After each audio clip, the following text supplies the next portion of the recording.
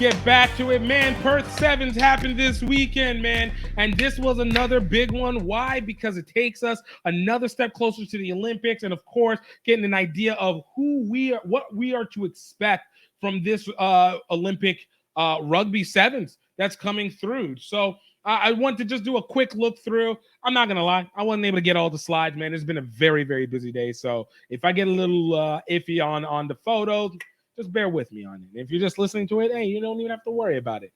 But first and foremost, I want to go take a look and talk about the winners of the Perth Sevens.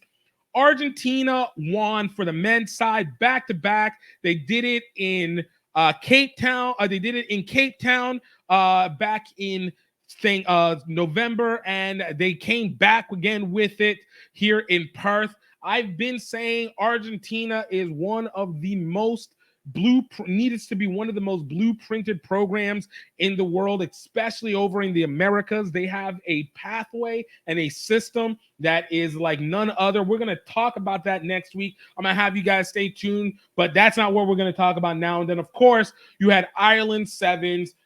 First time Ireland women have been able to win a event for the HSBC Sevens, a program that has been slowly developing and increasing over the years. I remember seeing them back in 2014, where Captain Lucy Mulhall was at Atlanta Sevens, and they were just getting started. To see 10 years later, 7 years, 9 years later, and they are now being able to be atop the winners booth. It's absolutely amazing to be able to see. It's absolutely amazing to be able to see.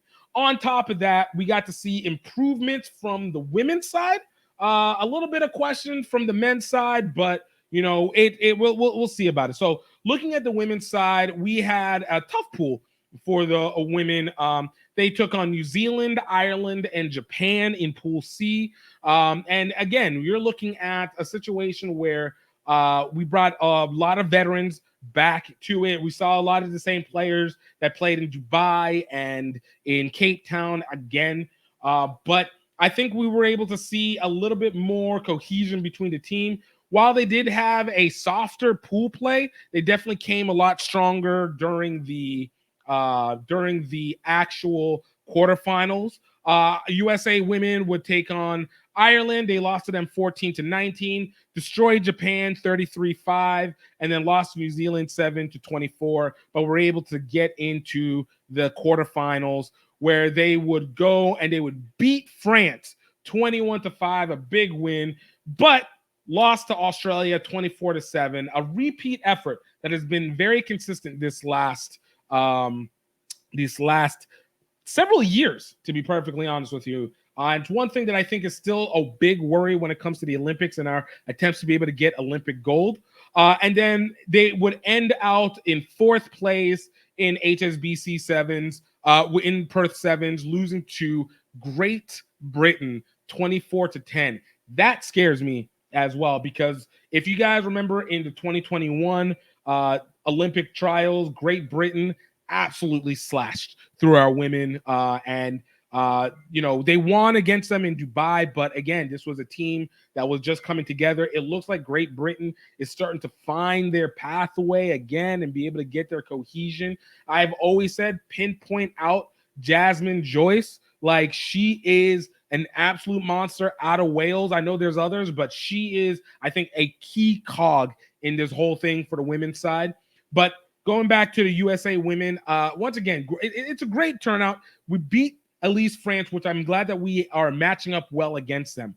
But once again, Australia, for the third time, ended up in the finals. And you can be like, oh, they're good. No. This is the team that we have to be: Australia, New Zealand, and Great Britain. And then on the low end, Canada are going to always be the teams that we absolutely are going to have to take on to be able to get Olympic gold. They've been the ones that have been the biggest hindrance. And a lot of it just comes from, I think, a lot of youth on Australia's side. Their experience, obviously, led by Charlotte Caslick, Faith Nathan, and able to really do some damage on those edges and really be able to navigate their opponents into making big plays whenever it matters most. And that, like I said, is something that is really terrifying going into the Olympic season. USA still has not found a solve for their efforts on that one, and I'm hoping that they're able to do that at some point in time. Great Britain, again, that is one that they developed. That's the mixture team between England, Wales, Scotland, and England, Wales, and Scotland. Again, you bring those teams together for sevens, they do a lot of damage. Looking over at the men's side of things, I'm gonna actually take us up to the screen share because I wasn't able to get the full thing on here. But coming up to the men's side of it,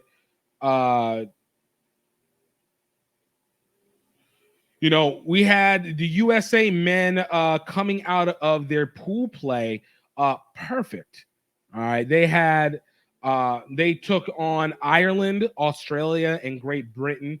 Great wins by the men in that situation. You were able to see them actually perform up, and it gave a lot of results. A big help to that was the fact that we had our veterans back. Kayvon Williams was back in the lineup. Perry Baker was back in the lineup. Of course, they are major leaders, major game changers. Still had some of the other guys, Michael Easdale, and our scrum half, whose name I don't know why it just passed me up. But we were able to have a lot of veteran leadership when it mattered. Now the problem came, as per usual, what happened in the quarterfinals, and it was just the flop. The flop was so significant. I don't really understand. Once again, a team that we beat in Australia that barely got in came back and mollywopped a 31-7 to knock us out of the third place, the chance to go into the semifinals itself. And then obviously after that, we were dropped into the seventh, eighth round, which I'm still not fully understanding why we dropped so heavy instead of being able to go into the fifth place one. But we ended up dropping, and we would end up taking on Spain to beat them 27-12 to ultimately end up seventh in the in Perth sevens. So an improvement from ninth in Cape Town, but I mean, what are we talking about here? Like, it's very, very concerning to me. Again, what is it that we want to expect from our men's sevens team? And I think this Olympic is particularly heavy because of the fact that this very well may be, Perry's last. Perry's 38 years old. He's going to be 38 years old this year when he goes into the Olympics. Been a solid decade of play. In each of the Olympics, the men have finished no higher than seventh in the world, despite the fact of being consistent favorites each and every year. So I do have a slight fear of what that means for our absolute play when it comes to setting up for the